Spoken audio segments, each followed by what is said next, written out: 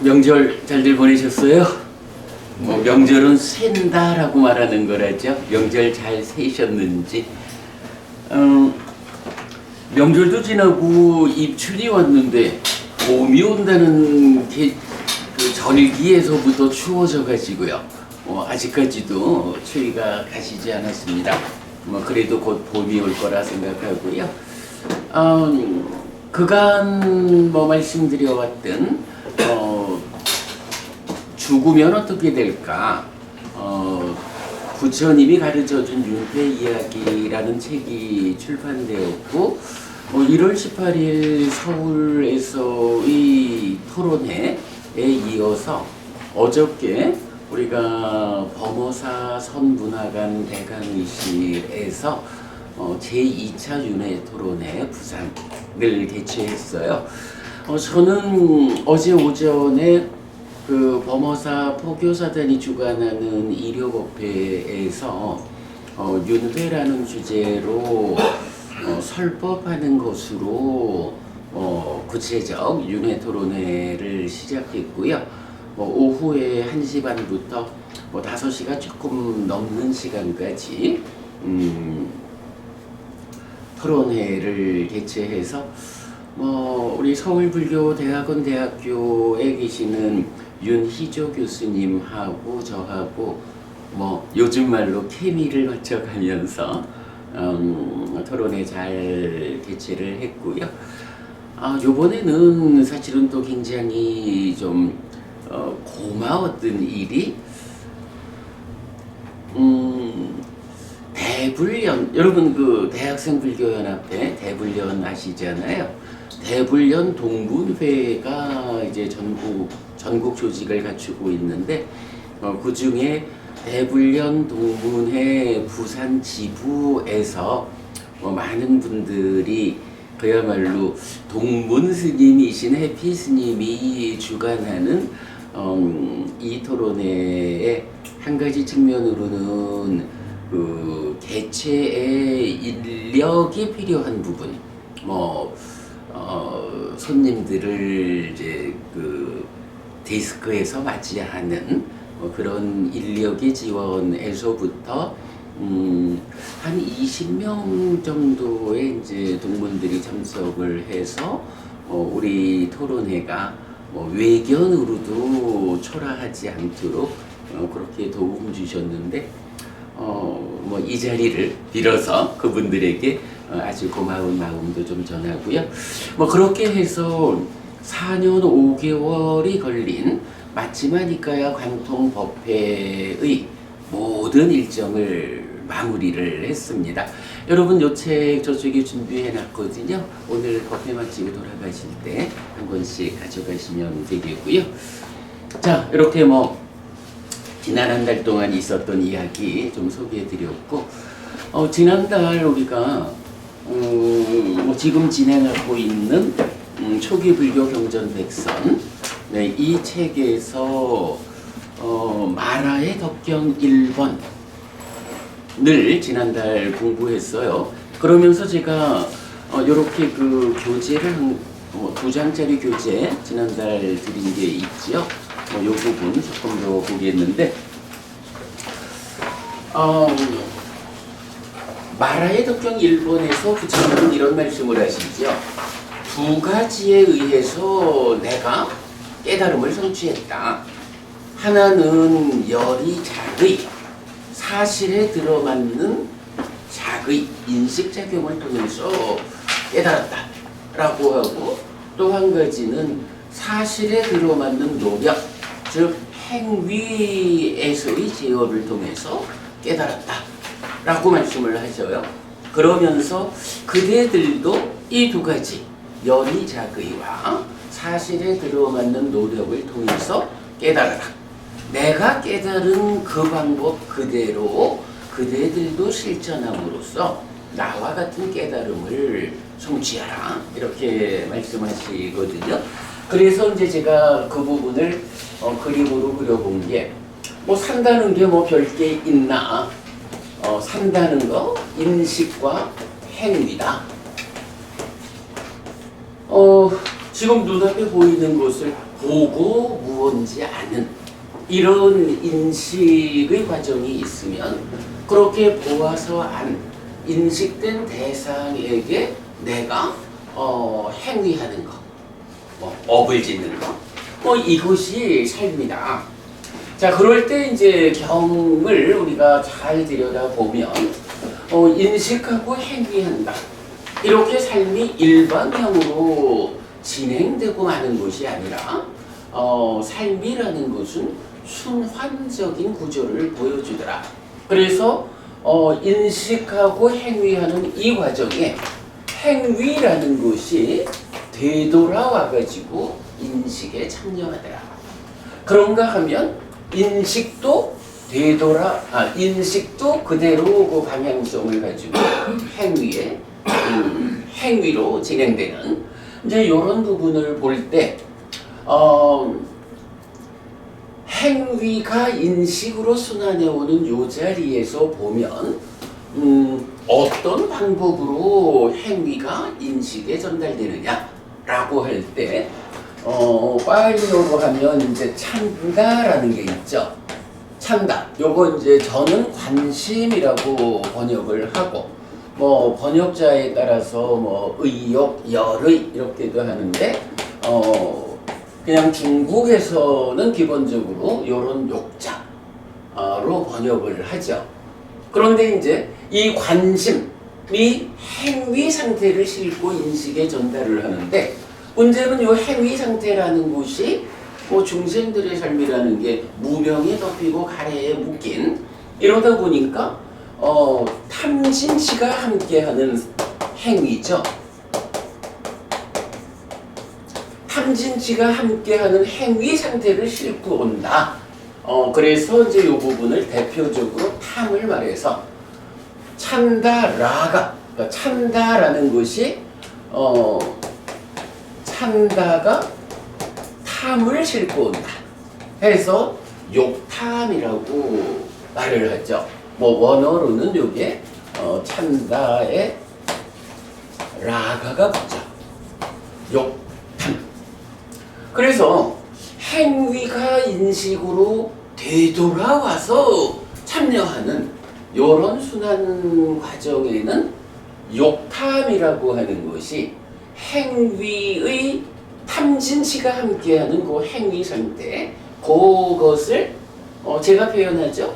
뭐 지게꾼이 지게에 짐을 싣고 가서 내려놓듯이 탐진치라고 하는 행위 상태를 특히 주목할 것은 탐진치라는 개념은 일단 삶의 질이라는 측면을 포함하죠. 삶의 질적 상태를 들쳐 얻고 와서 인식에 그대로 내려놓는다, 전달한다. 이런 관계죠. 그럴 때 이제 요 인식이라는 말은 뭐 기본적으로 요 인식하는 자리를 표현하는 말이 자의라는 말을 하죠. 자의. 자의라는 말이 뭐냐 하면 의라고 하는 마음의 작용이죠. 의라는 마음의 작용 무엇입니까? 안입이 설신 의로 색성향 미촉법을 보고 아는 이런 인식작용 자체를 이제 자의 이렇게 표현을 하는데 뭐 많았을까 알아?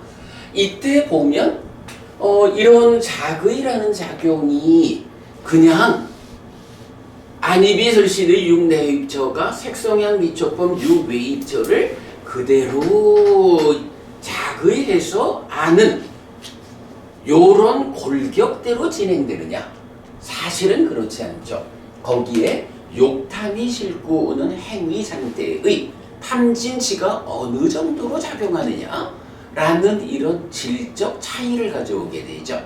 그럴 때에 이렇게 탐진치를 싣고 와서 의가 인식하는 요 작용, 자의에 영향을 미치면 탐진치 때문에 어떤 일이 일어나요? 사실에 들어맞는 사실 그대로 대상을 인식하지 못하고 사실에 어긋나는 탐진치 때문에 잘못 보는 이제 이런 인식이 진행되죠. 그런 상태를 뭐라고 하냐 하면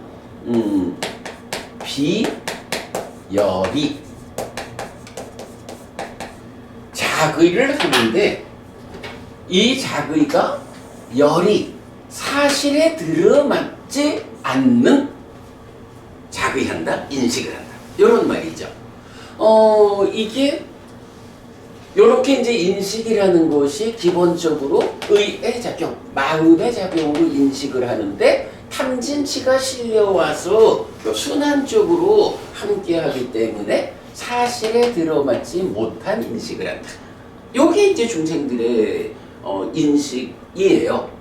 그러면 이제 이렇게 사실에 들어맞지 않는 인식의 과정이 행위로 연결된다.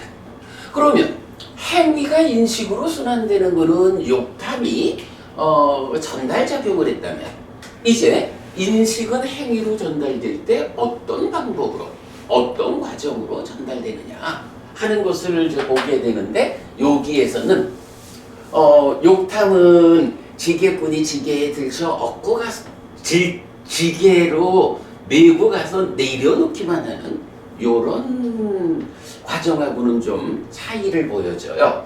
그래서 이제 여기 인식이 행위로 전달되는 요 과정에는 인식의 결과치를 가공하는 과정이 있어요. 이 가공 과정에 의해서 가래라는 것을 만들어요. 가래라는 것이 생겨나고 이 가래가 함께한 상태로 행위하는 이제 이런 가공의 과정을 거친다라는 것이 부처님이 설명하는 삶의 이야기. 인식이 행위로 진행되는 그 과정을 설명하고 있다.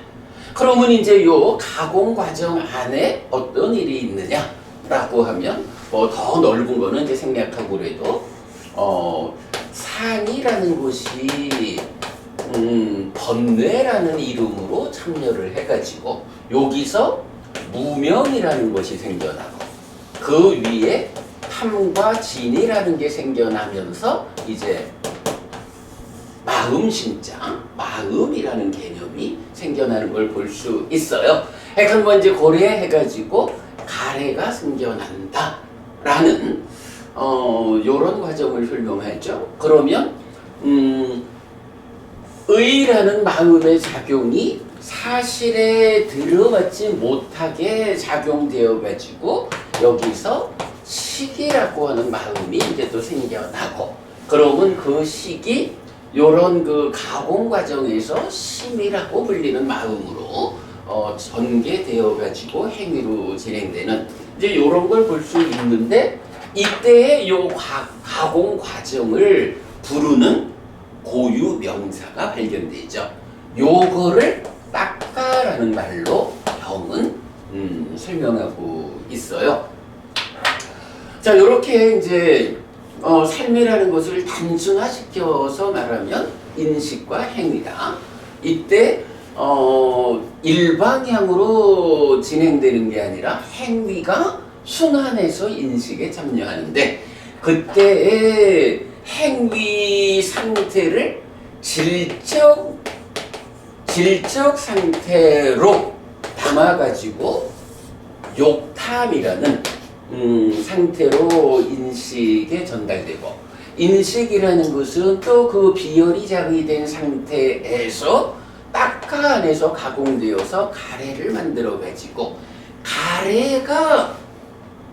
가래로 진행되는 행위 업을 짓게 되고 그러면 물론 이제 여기서 이런 행위의 과와 보의 과정으로 이제 크게는 또 진행이 되지만 일단 지금 이 순간의 행위라는 것은 인식과 행위 요렇게 이제 진행되는 것을 우리가 볼 수 있어요.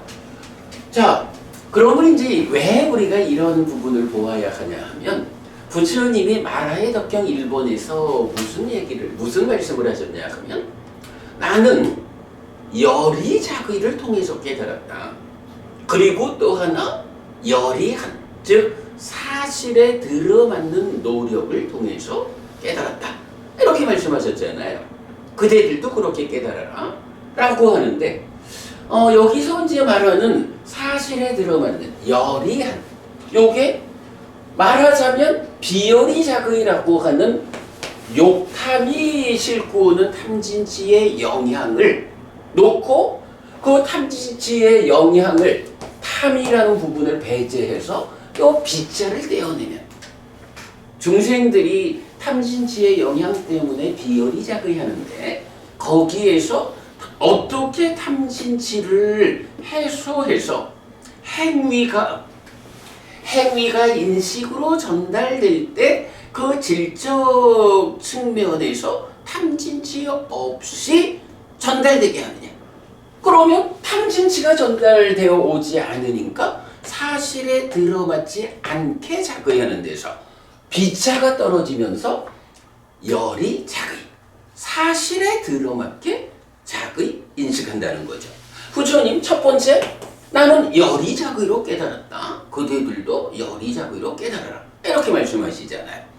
그 다음에 이제 두 번째가 뭐냐 하면 나는 사실에 들어맞는 바른 노력에 의해서 깨달았다. 이래 말하는데 이 노력이라는 거는 인식의 영역은 아니죠. 노력하는 행위가 되죠. 그러면 이 행위의 영역에서 부처님은 사실에 들어맞는 바른 노력을 했다. 그러면 사실에 들어맞는 그 바른 노력이란 무엇일까? 열이자극이라고 하는 것이 욕탐이 싣고 오는 행위 상태에서 그 행위의 탐진치를 해소함으로써 비자를 떼어낸 게 열이자극이다. 이렇게 말한다면, 달리 말하면 욕탐이라는 것을 제어해서 탐을 해소한 거다. 그렇다면 사실에 들어맞는, 즉 열이한 바른 노력이라는 건 무엇일까? 비열이자극이 할 때는 그 탐진치가 함께하는 그 영향받은 상태에서 가래가 만들어져서 행위하니까 결국은 이 행위 자체가 탐진치가 작용하는 행위구나. 요거를 이제 보통 유의적인 행위라고 말하는 거죠. 그럴 때에 이렇게 선행해서 진행되어 올 때 비차가 떨어지면 탐진치의 영향으로부터 해소되면 어떻게 되겠어요? 거기서 가래라는 것이 생겨나지 않는 삶이 되겠구나. 가래가 생겨나지 않는다? 애멸의 삶이 진행되는구나. 그러면 가래가 생겨나지 않으려면 닦아라고 하는 가공 과정에서 그 안에서 번뇌를 부수는 일을 통해 가지고 무명이 버려지고 명이 생겨나는 삶, 탐진이 버려지고 무탐부진의 삶, 이걸 뭐라 해요? 무위의 삶이 실현되는 거죠.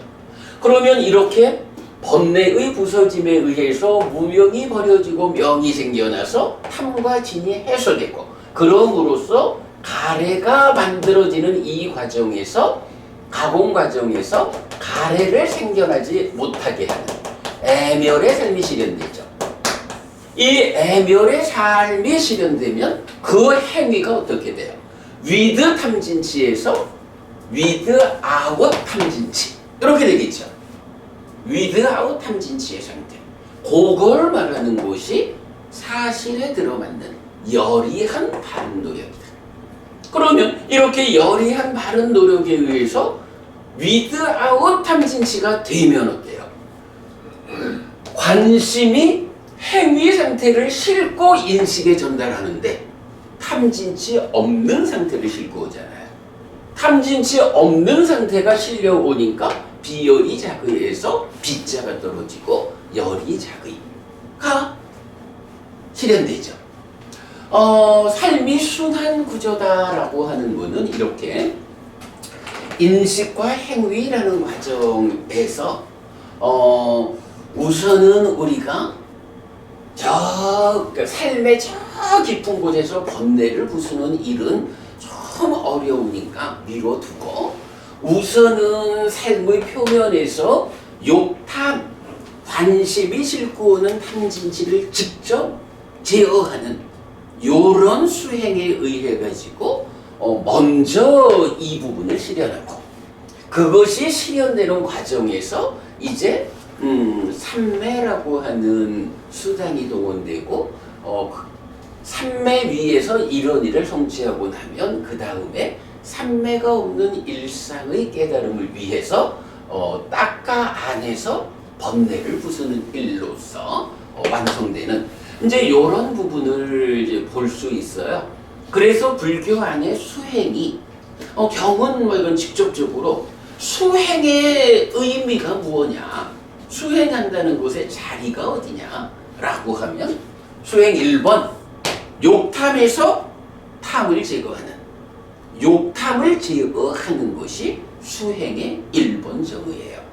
그런가 하면 이제 완성, 깨달아 아라한이 된다라고 하는 건 뭐라 해요? 누진통 또는 누진명 이래 가지고 번뇌를 부수는, 번뇌를 부수고 깨닫는 자리잖아요. 결국은 표면에서 욕탐을 제어하는 일로 수행이 시작되면 그것의 완성은 딱하 안에서 번뇌를 부수는 일로 완성되는, 이제 이렇게 이제 두 가지 수행의 자리를 경은 말하고, 그럴 때 이제 이런 수행을 뭐라고 부르느냐? 욕탐을 제어하는 수행을 사념처 수행 이렇게 불러요. 여러 가지 설명은 이제 빼기로 하고요. 그냥 이건 요점만 말하면 수행의 두 자리에서 욕탐을 제어하는, 표면에서 먼저 접근하는 요런 방법은 사념처다. 그런가 하면 그렇게 욕탐이 제어된 이후에 딱가 안에서 번뇌를 부숨으로써 완성되는 요 과정을 사마타 윗바사나 요렇게 불러요. 그래서 불교 수행은 하나의 수행 체계를 가진다 라고 말하는데, 사념처로 시작해서 사마타 윗바사나로 완성된다. 사념처로 시작해서 사마타 윗바사나로 완성되는 하나의 수행 체계가 부처님 깨달음의 방법으로 지시된다. 네, 이렇게 이제 우리가 말하게 되거든요. 자, 우리가 뭐 이건 지난달에 요 그림을 인식과 행위 이런 부분만 간단히 이제 그려서 보여드렸는데 그때 시간이 부족해가지고 이런 인식과 행위라고 하는 이 삶의 순환 구조에서 욕탐이 어떤 작용을 하고 딱가가 어떤 작용을 하는지, 그리고 바로 그 두 자리에서 생겨나는 문제 때문에 생겨나는 괴로움, 그러니까 그 자리의 문제 때문에 생겨나는 괴로움, 이 괴로움의 문제를 해소하는 것이 수행이고, 그 수행이 1번 욕탐의 자리에서 욕탐을 해소하는 것, 행위가 인식으로 전달되는 그 자리에서 욕탐을 제어하는 사념처 수행으로 시작해서 인식이 행위로 가공되어 전달되는 딱가 안에서 번뇌를 부수는 과정으로의 사마타 윗바사나라는 이런 수행의 구조까지를 이제 말씀을 드렸어요. 자, 그러면 이제 마라이덕경에서 부처님이 나는 두 가지로 깨달았다. 열이자의와 열이한 바른 노력. 인식이 욕탐에 의해서 제어되는 일, 그리고 행위가 번뇌를 부수는 일에 의해서 제어되는 일, 요 두 가지로 깨달았다. 그대들도 이 두 가지로 깨달아라. 이렇게 말씀하시는 거. 어쨌든 열이자의에 의한 깨달음, 열이 사실에 들어맞는 바른 노력에 의한 깨달음. 요 두 가지의 의미를 우리가 이렇게 볼 수 있겠어요. 자, 제가 이제 지난주 드린 요 교재 중에 그 2페이지로 한번 가볼게요. 제가 지금 말씀드린 요 주제가 어떤 의미를 가지느냐라는 것을 우리가 주목해야 하는데요. 보면 이제 밑에 쪽에 주제의 확장, 마지막에 남는 가르침, 이어지는 가르침의 비범 이렇게 표현하고 있어요. 자, 한번 읽어보겠습니다. 불교 교리를 포괄하여 하나씩 걷어내면 마지막에 남는 가르침이 무엇인지의 주제입니다. 먼저 세 가지 비범이란 교리가 있습니다. 신통의 비범과 신탁의 비범과 이어지는 가르침의 비범인데, 즉 비범이라는 게 평범하지 않다 이런 거잖아요. 평범하지 않은 것이 세 가지 관점에서 있다는 거예요. 하나는 신통. 우리가 육신통 이럴 때 막 하늘을 날고 뭐 무리를 걷고 이런 신통력을 말하잖아요. 그게 신통의 비범이라고 해서 하늘을 난다, 무리를 걷는다 이러하면 평범하지 않은 능력이죠. 그런 거 신통의 비범이라고 하고, 신탁의 비범이라고 번역했는데 이건 사실 적당한 번역어를 찾기 힘들어서 신탁의 비범 이렇게 제가 번역을 해봤는데, 요거는 기본적으로 다른 사람의 마음을 읽어내는, 다른 사람의 마음 상태가 이러니까 이 사람이 이런 마음 상태를 갖고 있으니까 이런 행위를 하게 될 거예요 라고 다른 사람의 마음과 이어지는 행위를 직접 보는, 예견하는 이제 이런 능력으로 나타나고요. 그 다음에 이제 세 번째의 비범, 평범하지 않다라는 것을 경은 이어지는 가르침의 비범 이렇게 이제 제가 번역을 하고 있어요. 아누사산이라는 건데, 이어지는 가르침이라는 건 뭐냐 하면 이제 경에서 보면 사사나라고 해서 가르침이란 말을 많이, 그러니까 부처님의 가르침이 있죠. 그런데 때로 보면 그 사사나라고 하는 가르침 앞에 아누라는 접두사를 붙이거든요. 아누라는 말이 번역 안 하고 가도 되는 말이긴 하지만 이제 그걸 구체적으로 번역하자면 이어지는 거, 연결되는 거, 뒤따르는 거 이런 말이거든요. 그래서 아누사산이라는 말을 이어지는 가르침 이렇게 제가 번역을 하는데, 그럼 여기서 이어진다라는 건 무슨 의미냐라고 하면 뭘까요? 우리가 불교 역사에 부처님이 7분이 있었잖아요. 윗바시 부처님으로부터 우리 서가모니 부처님까지 7명의 부처님의 역사가 있다고요. 우리가 보통 말하는 동일한 깨달음에 의한 계보가 형성됐다 이렇게 말하는 7명의 부처님이 있는데, 그분들이 다 당신들대로의 가르침을 설하잖아요. 그때 시대 상황에 맞는 가르침을 설하겠죠. 그런데 이 7 부처님에게서 동일하게 설해지는 가르침이 있다. 윗바시 부처님도 이 가르침을 설했고, 시키 부처님도 이 가르침을 설했고, 내려와서 까사파 부처님, 고타마 부처님까지도 동일하게 이 가르침을 설했다 라고 하면 그걸 뭐라고 말하겠어요? 7 부처님의 이어지는 가르침 이렇게 표현하면 되겠죠.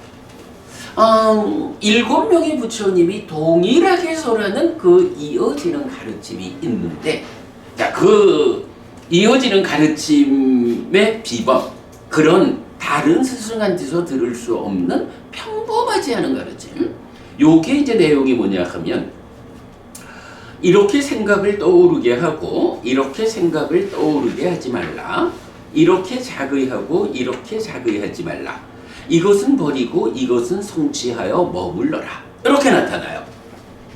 자, 그러면 이제 여기서 이렇게 생각을 떠오르게 하자라고 했는데, 생각을 떠오르게 한다라는 게 뭐냐 하면 우리가 여러분 위타카라는 말을 알잖아요.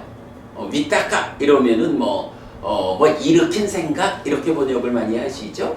하여간 생각을 일으킨다라는 건데, 그 의미가 뭐냐 하면 여기 따까라고 하는 인식을 가공해서 행위에 전달하는 요 영역이 있잖아요. 요 따까라고 하는 영역에서 따까의 밖으로 생각이 떠오르는 요게 위따까야. 위따까. 요게 이제 조어적으로 뭐냐 하면 닦아라는 말과 위 요게 분리, 분별 이런 말이잖아요. 닦아로부터 분리되는 거, 닦아로부터 떠나는 거, 요걸 윗닦아라고 하거든. 윗닦아라고 하는 말이 닦아라는 개념이 해석되지 않으면 사실은 일으킨 생각, 뭐 생각이 떠오른다 하면 이거를 왜 윗닦아라고 했을까? 사실은 이게 그냥 고유명사로 우리말로 사랑 이러면 왜 이런 감정 상태를 사랑이라고 했을까? 그럼 뭐라 하겠어요? 그런 감정 상태를 사랑이라고 말한 거지 뭐. 이게 우리말의 고유한 명사잖아요. 만약에 이 닦아라고 하는 개념을 우리가 접근하지 않으면 윗닦아라고 하는 이 단어를 왜 그런 의미, 생각이 떠오른다? 일으킨 생각이다? 이렇게 해석해야 할까? 다른 방법이 없어요. 윗닦아가 그냥 고유한 그 의미의 명사인가 보다. 이렇게 이제 봐야 되는데 문제는 이제 우리가 경전을 보다 보면 조어적으로 윗닦아에서 위가 붙지 않은 닦아라고 하는 단어가 발견이 된다고요. 그러면 이거는 사랑이라고 하는 고유한 의미를 가지는 명사라고 보기보다는 닦아라고 하는 고유한 의미를 가지는 명사에 위라고 하는 접두사가 붙어가지고 닦아로부터 벗어나는 것, 닦아로부터 분리된다, 떠나는 것, 이런 개념을 볼 수가 의미를 볼 수가 있죠. 요런 이제 윗닦아라는 것을 그렇게 그런 의미에서 이제 닦아라는 말에 이 개념을 이제 우리가 찾아내게 된 건데, 그러면 이제 약간 윗닦아라는 말은 닦아라고 하는 이 내면의 영역에서 가래가 생겨나는, 번뇌가 작용하고 탐진치가 작용하는 요런 영역으로부터 떠나는 거예요. 사실은 이제 한 가지 중요한 개념이 요 닦아라고 하는 이 영역은요, 기본적으로 마음이라는 것은요, 몸과 함께, 그러니까 깨달아 윤회에서 벗어나기 전에는 마음은 몸을 떠날 수가 없단 말이에요. 그러니까 윤회하는 이야기도 살다가 몸이 무너져 죽었다 하면 마음이 몸 없이 존재할 수 없으니까 다음 몸으로 가서 새로운 삶을 이어가는 거, 이게 윤회의 본질이죠. 이렇게 이제 마음이라는 것은 중생인한 몸 없이 존재할 수 없는데, 우리가 한 가지 발견하는 놀라운 점은 인식에서도 행위에서도 마음은 몸과 함께 인식을 해요. 인식이라는 거 어떡하나요? 요런 표현이죠. 안식이라는 마음이 안근이라는 몸의 기능을 통해 가지고 보이는 것을 인식하잖아요. 이렇게 인식도 마음이 몸과 함께 인식을 한다고요. 행위라고 하는 것도 어떤가요? 기본적으로 업이라는 말이 신업, 구업, 의업 이래가지고 몸과 함께 행위하는 거, 누가? 마음이. 말과 함께 행위하는 거, 누가? 마음이. 의와 함께 하는 거, 의라고 하는 마음의 상태는 최소한 뇌라고 해도 좋고, 이런 몸과 함께 작용하는 마음 상태, 이렇게 행위를 이제 말하게 되거든요. 그래서 기본적으로 인식도 행위도 마음이 몸과 함께 인식하고 행위해요. 그런데 이제 우리가 발견할 수 있는 게 닦아라고 하는 요 인식을 가공해서 행위에 전달하는 가래가 생겨나는 요 영역이 있는데, 이 영역은 특징이 뭐냐 하면 마음이 몸을 떠날 수는 없지만 그 작용의 과정에서는 몸에 참여 없이 마음 혼자 작용하는 요런 특징을 볼 수가 있어요. 요걸 어디서 보여주냐 하면 사실은 안이비설신의 하면 마음이 몸과 함께해서 색성향 미적 법을 인식해서 안식 내지 의식이란 식이 생겨나면 그 다음에 상사와 초옥해서 수가 생겨나는데 이때부터 딱가 안에서는 어떤 일이 진행되냐 하면 식이, 안근 이런 몸이라는 기능에 참여 없이 식이 수라고 하는 그 느낌을 대상으로 상이 직접 참여해서 딱가에서 가래가 생겨나는 이런 과정을 진행해요. 딱가라는 과정 안에는 몸이 참여할 공간이 없어요. 요걸 보는 게 사실은 삶에 대한 이해에 가장 중요한 주제 중에 하나다.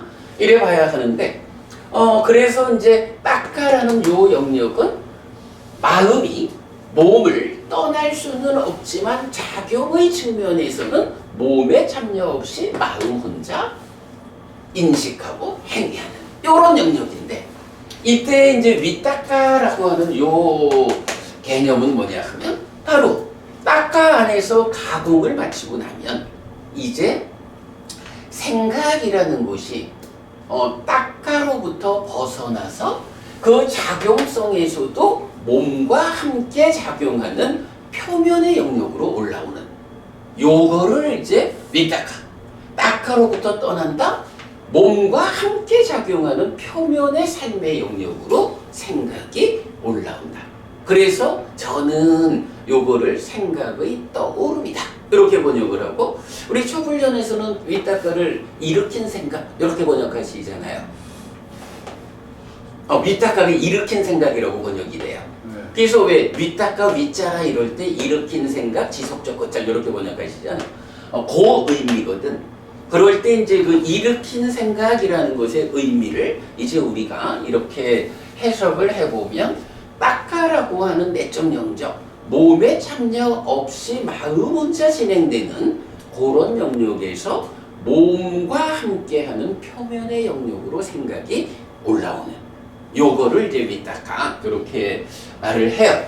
자, 그럴 때 이제 어쨌든 경은 지금 그렇게 말을 하는 거예요. 이렇게 생각을 떠오르게 하고 이렇게 생각을 떠오르게 하지 말라. 요건 무슨 얘기일까요? 생각이 떠오르는데 기본적으로 욕탐이 제어되지 않고 번뇌가 제어되지 않으면 어떻게 해요? 생각이 떠오를 때 위드 탐진치로 떠오르겠죠. 위드 탐진치로 생각이 떠올라가지고 위드 탐진치로 사유하고 그 위드 탐진치의 사유라는 행위 상태를 관심이 싣고 오니까 욕탐으로 인식에 참여를 하고, 그러면 그 인식에 대한 욕탐으로의 참여는 자의는 자의인데 어떤 자의? 사실에 들어맞지 않는 자의, 비열이 자의라는 거죠. 그러니까 부처님 딱 이 얘기예요. 이렇게 위딱가 하지 마라. 이렇게 생각이 떠오르지 않게 하라 하는 얘기는 번뇌로부터 출발하는 탐진치 가래로부터 비롯되는 가래 상태로의 생각은 떠오르지 않게 해야 한다. 그러면 그렇게 생각이 떠오르면 인식이 비열이 작으로 진행되고 그것이 또 순환해가지고 다시 번뇌를 일으키고 탐진치를 일으킨다. 요 이야기를 하는 거예요. 그런가 하면 이렇게 생각을 떠오르게 하라 하는 건 뭐예요? 번뇌가 부서진 상태, 무명이 없고 탐진치가 없어서 애멸의 상태로 생각이 딱가를 떠나게 하라. 요 얘기는 뭔가요? 생각이 떠오르는데 위드아웃 탐진치로 떠오르게 하라. 사유가 진행되는데 위드아웃 탐진치로 사유의 업이 진행되게 하라. 그러면 그것이 순환되어서 관심에 의해서 인식으로 전달될 때 위드아웃 탐진치로의 참다, 관심이 전달되겠죠. 그렇게 되면 어떻게 돼요? 비자가 떨어지는 거죠. 이렇게 비자가 떨어진 열이작의로 오면 그렇게 열이작의한 상태에는 번뇌가 참여하지 못하게 하니까 그대로 진행되죠. 자, 요렇게 해가지고 이 말, 이어지는 가르침에서 첫 번째, 이렇게 생각을 떠오르게 하고 이렇게 생각을 떠오르게 하지 말라. 요 말. 닦아로부터 위닦아 생각이 떠오르는 그때에 번뇌가 참여하고 탐진치가 함께해서 가래가 형성되는 요런 내적인 상태에 의해서 탐진치가 함께하는 생각이 떠오르지 않게 하라. 탐진치 없는 생각이 떠오르게 하라. 이걸 첫째로 말하는 거죠. 그러면 마라의 덕경에서는 열이 자의와 사실에 들어맞는 바른 노력 이랬는데 여기서는 일단 행위의 영역을 놓고 사실에 어긋나는 그러니까 바른 노력 아닌 행위가 진행되지 않게 하고 사실에 들어맞는 바른 노력이 진행되게 해서 위닦아가 탐진치를 싫지 않고 떠오르게 하라. 이 부분을 말해주는 거죠. 자, 그리고 나면 이제 이어가지고 이렇게 자의하고 이렇게 자의하지 말라. 이건 뭐예요? 행위가 그렇게 진행되니까 인식에 와서 이렇게 자의하라 라는 거는 열이 자의하라. 이렇게 자의하지 말라. 비열이 자의하지 마라. 이 얘기를 해주고 있죠. 그리고 나면 세 번째가 이것은 버리고 이것은 성취하여 머물러라. 이렇게 말하는데 이건 뭐 넓은 의미로 보면 삶의 부정적인 것들, 오염원들 다 버리고 이런 얘기이고 좀 좁은 의미로 보면 이 닦아라고 하는 요게 결국은 문제잖아. 몸이 참여하지 않는 내적인 인식과 행위, 내적인 작용의 영역 요 자리에서 탐진치라고 하는 이런 부정적 요소는 버리고 무탐무진 무치 번뇌 없는 누진이라고 하는 상태는 성취해서 머물러라. 또 수행의 관점에서 보면 사념처를 진행해서 5가지 장애는 버리고 사마타 위파사나로 7각지 7가지 깨달음의 요소는 성취해서 머물러라. 뭐 이렇게 이제 말을 해도 좋고 어쨌든 이어지는 가르침의 비범에서 세 번째 이것은 버리고 이것은 성취하여 머물라 라는 것은 탐진치가 함께하는 부정적 요소들은 버려야 한다. 탐진치가 함께하지 않는 긍정적 요소를 성취해서 머물라. 이렇게 말하는 거죠. 요게 하여간 그 세 가지 비범이라고 해서 뭐 하늘을 날고 무리를 걷는 이런 신통력을 보이는 비범, 평범하지 않음 요것이 있고 두 번째로 신탁의 비범 이래가지고 다른 사람의 마음을 직접 읽어서 이런 마음 상태를 보여주니 그에 이어지는 행위는 이럴 거야. 요렇게 남의 행위를 읽어내는 신탁의 비범에 이어가지고 이어지는 가르침의 비범이라고 해서 부처님 딱 요 말씀을 하는 거예요. 행위가 어떻게 제어될 것이냐. 사실에 들어맞는 바른 노력으로 행위를 제어함으로써 이렇게 탐진치가 함께하는 윗닦아는 떠오르지 못하게 하고 탐진치가 함께하지 않는 윗닦아를 떠오르게 하라. 그것의 연장선에서 이렇게 탐진치가 실려온 비열이작을 하지 말고 탐진치가 실려오지 않는 열이작을 하게 하라. 그걸 위해서는 어찌해야 하느냐? 삶의 부정적인 요소들은 버리고 긍정적인 요소들을 성취해서 머물라. 5가지 장애를 버리고 7가지 깨달음의 요소, 7각지를 성취하라. 뭐 이런 식으로 이제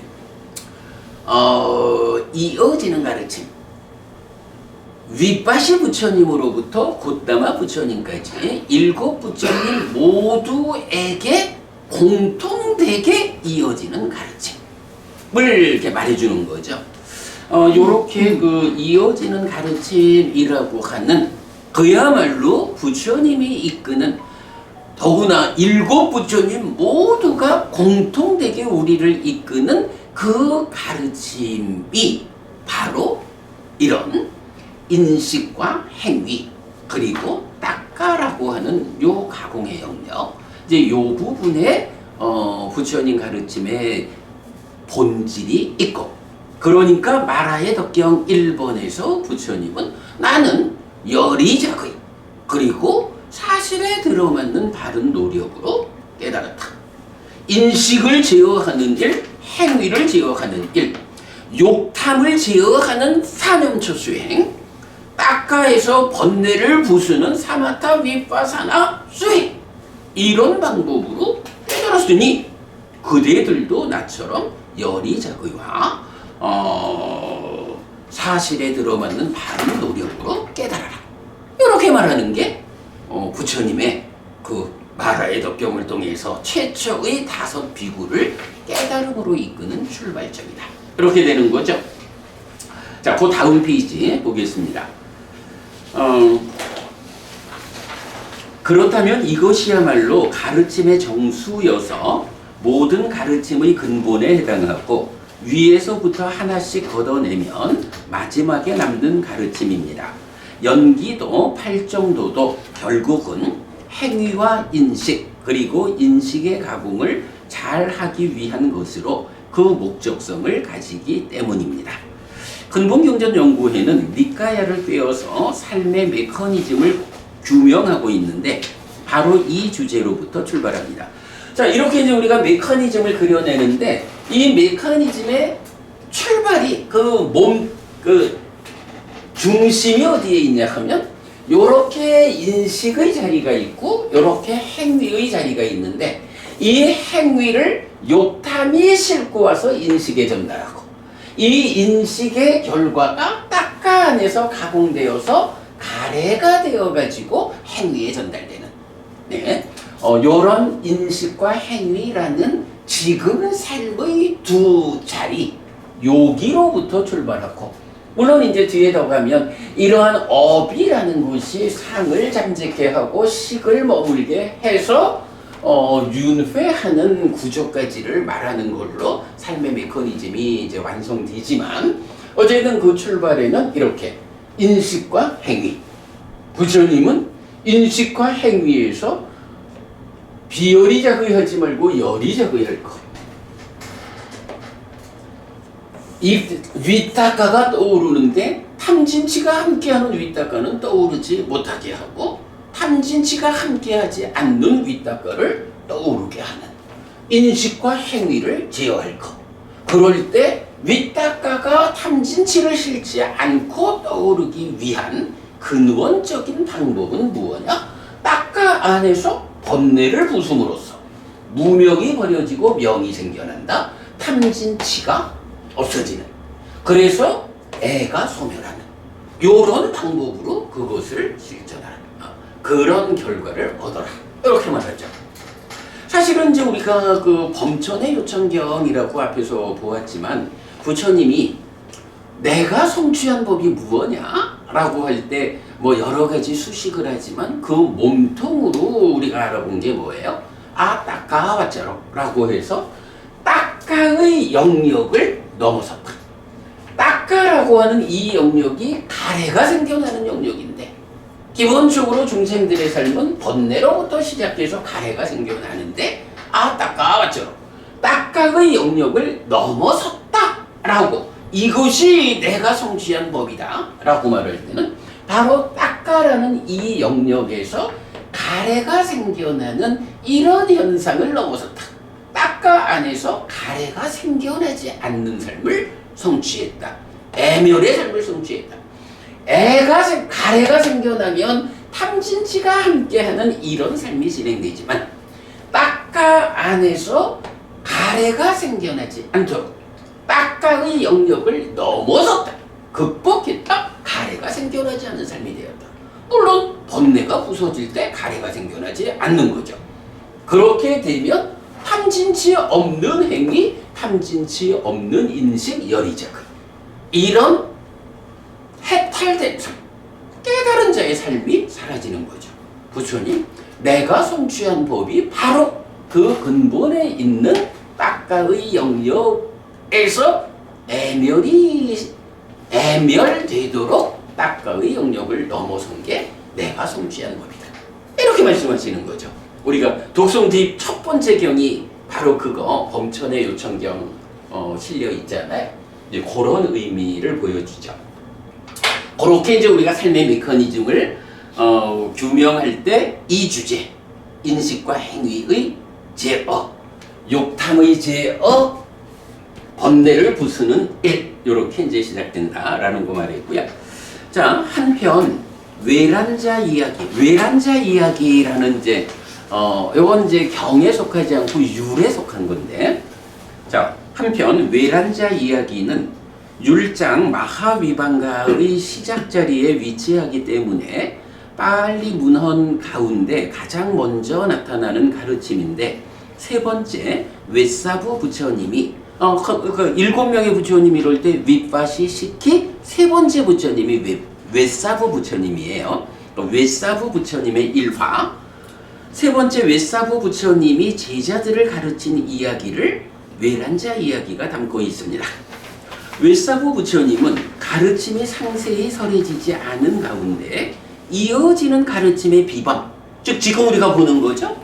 이렇게 윗닦아 하지 말고 이렇게 윗닦아 하라. 이렇게 자의하지 말고 이렇게 자의하라.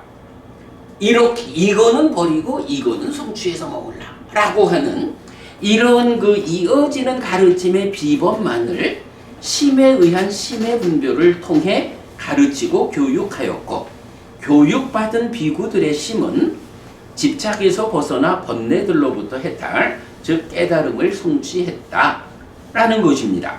그래서 이어지는 가르침의 비범이 모든 가르침의 정수이고 근본에 해당하는 가르침이라는 것을 알 수 있습니다. 웨사부 부처님이라는 옛날 세 번째 출연하신 부처님이 제자들을 역시 깨달음으로 이끄셨을 거 아니에요. 그런데 지금 우리 부처님은 뭐 구분교 이래가지고 많은 가르침을 설하셨거든요. 그래서 많은 가르침이 비유하자면 꽃잎 뭐 요런 판 위에 꽃잎들이 놓여 있을 때 이 꽃잎들을 바늘을 가지고 실로 잘 꿰어 놓으면 흩어지지 않잖아요. 그러하듯이 부처님은 많은 설법을 통해서 당신이 이끄는 깨달음의 길을 꽃잎을 바늘로 잘 꿰어 놓은 것처럼 바람에 흘려나가지 않도록 하셨어. 그런데 웨사부 부처님 이때까지 경은 이제 그렇게 말을 해줘요. 윗바시 시키 웨사부라고 하는 이 세 분의 부처님은 많은 가르침을 설하지 않았어. 그래서 마치 판자 위에 올려진 꽃잎이 요거를 바늘로 실로 꿰어 놓지 않으면 바람이 불면 다 흩날려 가잖아요. 이러하듯이 많은 가르침을 통해서 깨달음의 길을 꿰어주지 않았기 때문에 이 가르침이 오래 유지되지 못하고 빨리 세상에서 소멸한 이제 이런 부분을 이제 말하는데, 그럼에도 불구하고 그 부처님들의 가르침의 중심에서 바로 이 이어지는 가르침, 요 세 가지, 이렇게 밑닦아 하고 이렇게 자의하고 이렇게 버리고 성취해서 머물라, 요걸 설했다는 거예요. 그래가지고 제자분들을 이 가르침의 비범만을 가지고 심에 의한 심의 분별을 통해 가르쳤고, 그렇게 교육받은 제자들은 성취해서 아란이 되었다, 이렇게 말하거든요. 그러니까 이게 이제 제가 생각할 때는 좀 그런 것 같아요. 우리 그 선불교가 있잖아요. 선불교 뭐 물론 뭐 전체를 말하는 건 아니지만 하나의 관점에서 보면 이 선불교, 참선, 또 화두선 이쪽에서 보면 어때요? 뭐 다른 거 많이 뭐 신경 쓰라는 거 아니잖아요. 오직 화두 하나 딱 붙잡고 화두를 타파하면 깨닫는 거예요. 요렇게 삶에 대한 수행의 과정을 화두라고 하는 한 가지로 모으잖아요. 지금 요 내용 보면 우리 부처님은 사부니까야라고 하는 엄청 많은 가르침을 설하셨거든요. 그런데 웨사부 부처님 같은 경우는 물론 뭐 법을 설하셨겠지만 약간 요점이 바로 이렇게 오직 화두 하나 붙잡고 타파하는데 이런 식으로 한마디를 딱 집어주듯이 이 이어지는 가르침. 자, 그대들이 이렇게 윗닦아 하고 이렇게 윗닦아 하지 마라 라고 행위를 제어하라 라고 말하고, 이렇게 자의하고 이렇게 자의하지 마라 라고 인식을 제어하라 라고 말하고, 이런 것은 버려야 하고 이런 것은 성취에 머물러야 한다 라고 어떤 부정적인 거 긍정적인 거 이런 이야기, 바로 지금 우리가 말하는 이 이어지는 가르침의 비범이라는 요 한 가지를 선불교에서 화두선에서 화두 주듯이 제자들에게 요걸로 가자 라고 이끄는 그런 방법이 아닌가. 근데 이제 사실 뭐 이야기가 조심스럽지만 이 간화선 화두선이 사실은 어려움을 갖고 있는 게, 그 화두를 참고해가지고 깨달을 수 있는 사람이 얼마나 되겠어요? 화두를 참고해가지고 삶을 방향을 이끌 수 있는 사람이 사실은 이게 뭐 너무 힘든 일이잖아요. 그러니까 아주 소수밖에는 접근이 잘 안 된다고요. 그런 어려운 형편이 있듯이 외사부 부처님도 우리 부처님처럼 많은 가르침을 통해서 이렇게 제자들을 이끌었다면 훨씬 더 오랜 세월 그 가르침이 세상에 유지됐을 텐데, 외사부 부처님은 이 일을 한 거예요. 이렇게 이끈 거예요. 이래 하다 보니까 율장에서 직접 그 얘기를 해요. 그래서 윗바시 부처님, 식희 부처님, 외사부 부처님, 이 앞에 있는 세 분의 부처님의 가르침이 오래 유지되지 못했다. 이런 표현하고 있거든요. 자, 어쨌든 뭐 그런 부분은 이제 뒷부분. 지금 그 이야기를 이제 어떻게 보냐 하면, 그러나 가르침을 1. 상세히 설하지 않고, 2. 학습 계율을 지정하지 않고, 3. 계목을 암송하지 않은 윗바시 세존과 식희 세존과 외사부 세존의 범행은 꿰어지지 않아 오래 지속되지 않았습니다. 이렇게 제가 이제 정리하고 있는데요. 그래서 이제 그 부분을 이렇게 그림으로 하나 그려서 드리고 있어요.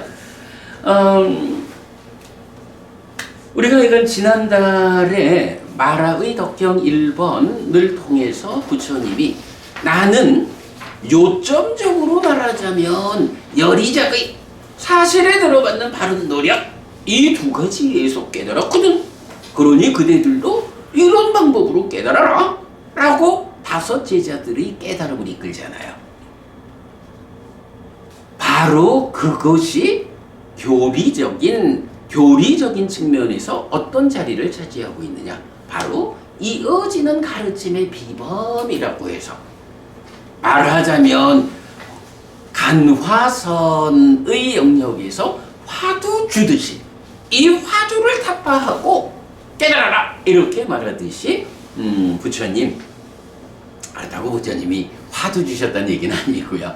어쨌든 당신 깨달음의 중심 자리를 이런 인식에서 문제를 해결하고 행위에서 문제를 해결하라. 그런데 이것이 그냥 인식과 행위로 존재하는 게 아니라 이게 순환적으로, 반복 순환적으로 연결되어 있기 때문에, 서로 영향을 미치기 때문에 인식의 문제를 해결하기 위해서는 행위 상태를 싣고 오는 관심, 욕탐을 제어하는 사념처 수행으로 인식에 참여하는 행위를 제어하라. 그리고 이 인식이 행위로 전달되는 그 자리에는 닦아라고 하는 특별한 영역, 마음이 몸을 떠날 수는 없지만 몸에 참여 없이 작용하는, 그래서 가래를 만드는 닦아라고 하는 이 내적인 영역, 몸이 참여하지 않는 그 작용의 영역, 이 자리에서 번뇌를 부수는 일을 통해서 행위가 완전히 제어될 것, 그 번뇌를 부수는 닦아 내면의 문제를 해소하는 수행 사마타 윗바사. 그래서 사념처로 욕탐 탐을 제어하는 일로 시작해서 사마타 밑바사나로 번뇌를 부수는 일로 완성되는 깨달음의 길이 제시되고 있다. 네, 요런 내용이 마라의 덕경 1번에서 부처님 그 5명의 그 최초의 5비구를 깨달음으로 이끄는 그 깨달음의 재현의 출발을 말하고 있다. 자, 오늘은 지난달 공부했던 마라의 덕경 1번에 속한 그 말씀의 의미를 이렇게 이어지는 가르침이라는 주제로 연결해가지고 인식과 행위가 어떻게 제어되어야 하느냐.